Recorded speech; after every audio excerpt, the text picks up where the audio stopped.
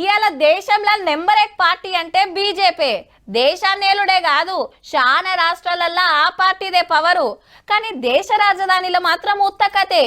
ఎంత తిప్పలు పడ్డా ఢిల్లీలో గెలుచుడైతలేదు. అప్పట్లో కాంగ్రెస్, అటెనక ఆమ్ ఆద్మీ అధికారంలోకి వచ్చే.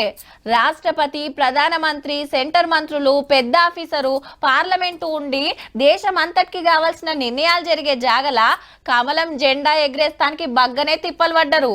మరి కిత్తకు ఏమైతుందో చూడాలే. రైట్, ఢిల్లీ ఓట్లు వచ్చినాయి. రాష్ట్రపతి మేడం, ఉపరాష్ట్రపతి సారు లైన్లో నిలబడ్డారు పబ్లిక్ తోటి. ఢిల్లీలో గవర్నర్ సార్ ఇంటియామతో ఓటేస్తే పైల కుర్చీలో అమ్మనాయన నూక్కొట్టొచ్చి ఏల్కింగ్ కంటించుకున్నాడు చీపుర్ పార్టీ అధ్యక్షుడు Kejriwal sir. CM Atishi madam ఆ పార్టీ లీడర్ అంతా మునం పట్టిండ్రు. తల్లి సోనియామ్మతో కలిసి ఓటేస్తానికి వచ్చింది ప్రియాంకమ్మ. వెనకాల కొడుకు పెన్మిటి రాహుల్ సార్ ఒక్కడే వచ్చిండు. సెంటర్ మంత్రులు, ఎంపీలు, బీజేపీ లీడర్లు, సెలబ్రిటీలు చాలా మందే లైన్ కట్టిండ్రు. ఢిల్లీ ఓట్లున్నాయాలనే కుంభమేళ తారానికి పోయిన ప్రధానమంత్రి మోడీ సారు మొదలు ఓటేయ్యిండ్రి, అటెంక ఎంజాయ్ అయ్యిరని పడసోళ్ళం కోరిండు.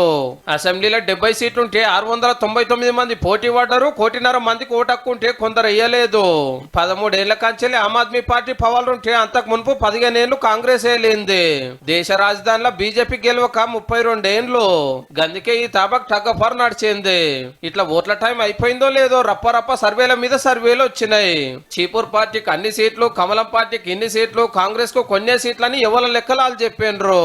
అసలు తీర్పు తెలవాలంటే ఈ శనివారం ఓట్ల మిషన్లు తెరిచినాకనే నా ఓటు గెలిచిందా లేదా అని ఓటర్లకు, మా పార్టీ పవర్లకు వస్తుందా లేదా అని లీడర్లకు అందరికి టెన్షనే.